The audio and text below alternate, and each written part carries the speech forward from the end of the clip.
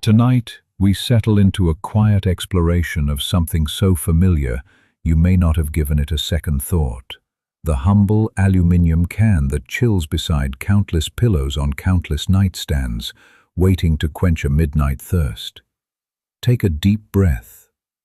Feel the cool air fill your lungs as you let the tension of the day drift away. In this hour, we will trace the life of that can, its ancestors, its metallurgy, its design quirks, its worldwide travels, through a story soft enough to accompany you toward sleep.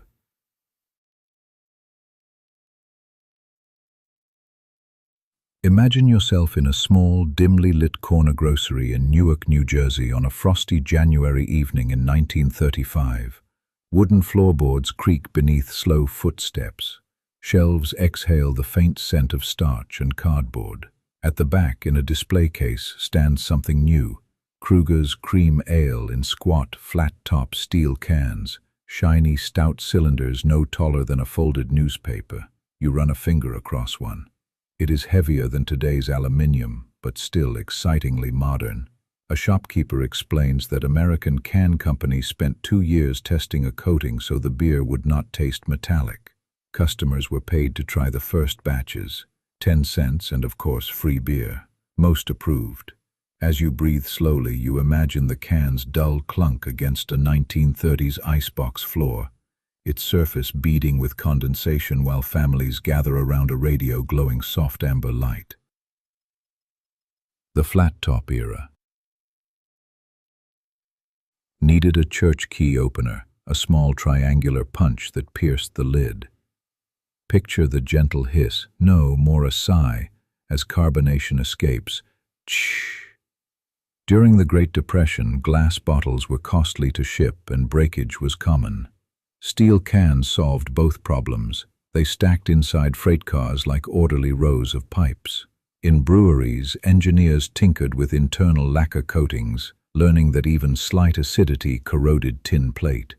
You picture them, white coats under bare bulbs, dipping strips into vats of pale lager, recording notes in neat fountain pen script, and you inhale calmly, letting the notion of patient experimentation steady your heartbeat.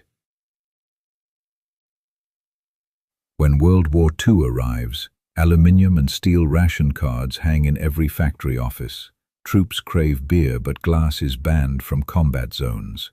Canned beverages travel with soldiers from the Aleutians to the Solomon Islands. While weapons roar elsewhere, your mind focuses on quieter scenes. A field kitchen tent, soft murmurs, a soldier turning a warm can slowly in his palm, listening to cicadas while the distant ocean slaps sand. In those moments, the can becomes more than packaging. It is a small, sealed promise of normal life. Feel the way that thought settles comfortably in your chest. To the Rocky Mountains, 1959. At the Adolph Coors Company in Golden, Colorado, the first commercial all-aluminium beer can rolls off a line built with the help of Alcoa. Aluminium is 1/3 the weight of steel. It does not rust. It chills faster. You picture slender sheets fed into cupping presses, thump, thump, thump, forming tiny discs. These discs are drawn and ironed into cups, stretched downward in 3 passes that resemble a potter's wheel in metal. Each pass hums like distant wind. Feel the cyclical rhythm guide your breath. In, out, in, out. Engineers tinker with magnesium content for strength, with manganese for ductility. The can's base receives a domed profile so internal pressure can push outward evenly. Domes resist buckle. Fluoropolymer linings appear, preventing any hint of metallic flavor. All of this invisible science hides inside what looks to be a simple silver cylinder resting on your nightstand. Chapter 5. The Ring Pull Revolution, 1962, Dayton, Ohio.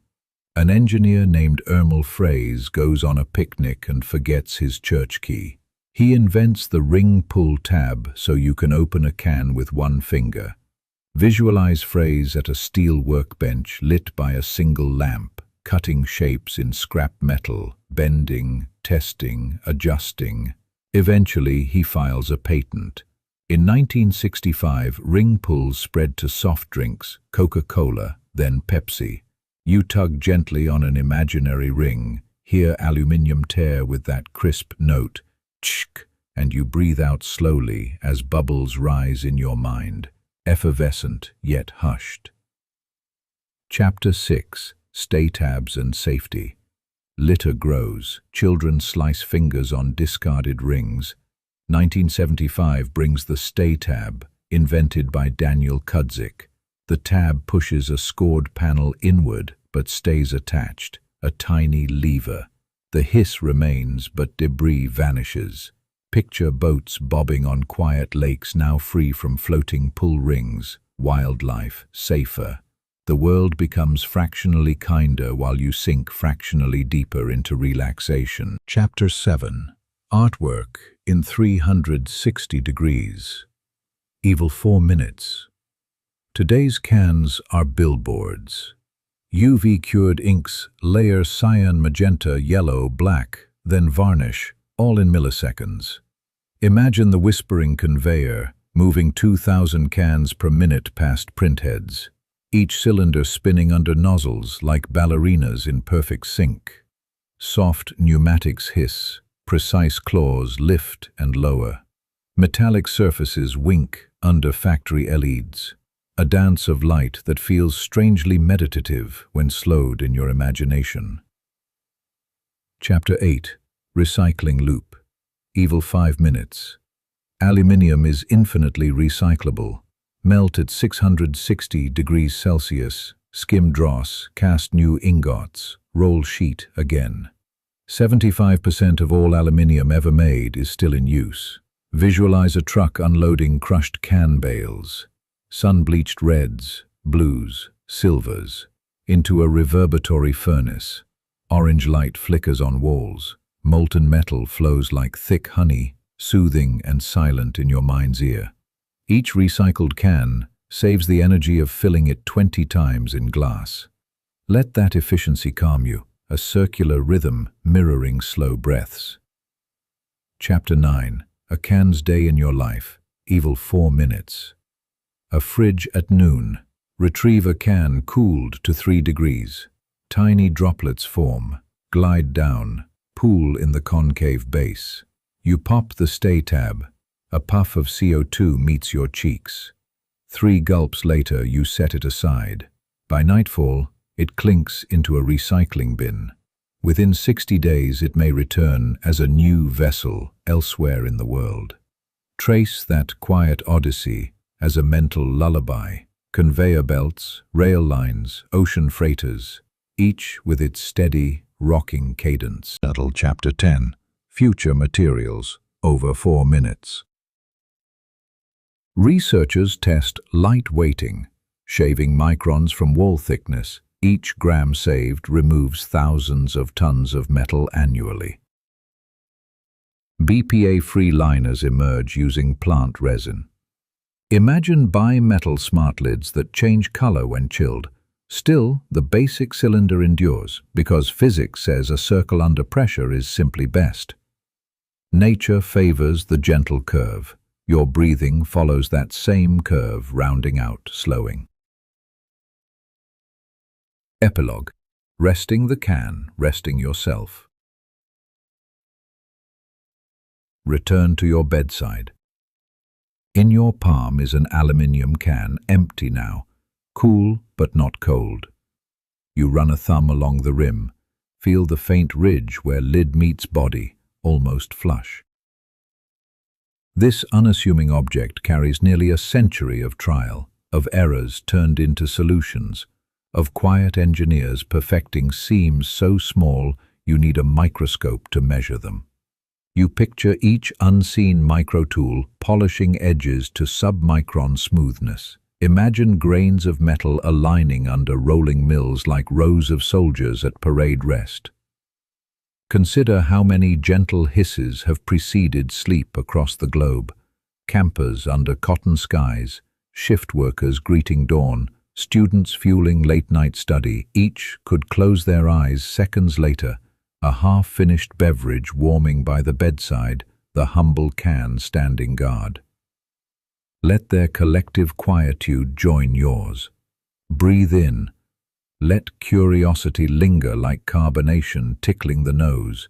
Breathe out. Let that tingle subside into stillness. The can sits motionless. You become motionless. All industry behind the object hums far away. Night shift lights glowing faintly in foundries and sheet mills you will never need to visit. They work so you can rest. With every slow heartbeat, the story of aluminium, of chemistry, of circular economy mingles with the dark behind your eyelids. If your mind drifts to those early Kruger flat tops again, let them appear in soft sepia tones, lined up neatly, waiting for a clumsy church key that never comes. Now, in the hush between breaths, hear only the faintest echo of that opening ptsh, stretched, slowed, fading, until even that last sibilant whisper is gone, and you, too, slip soundlessly into sleep.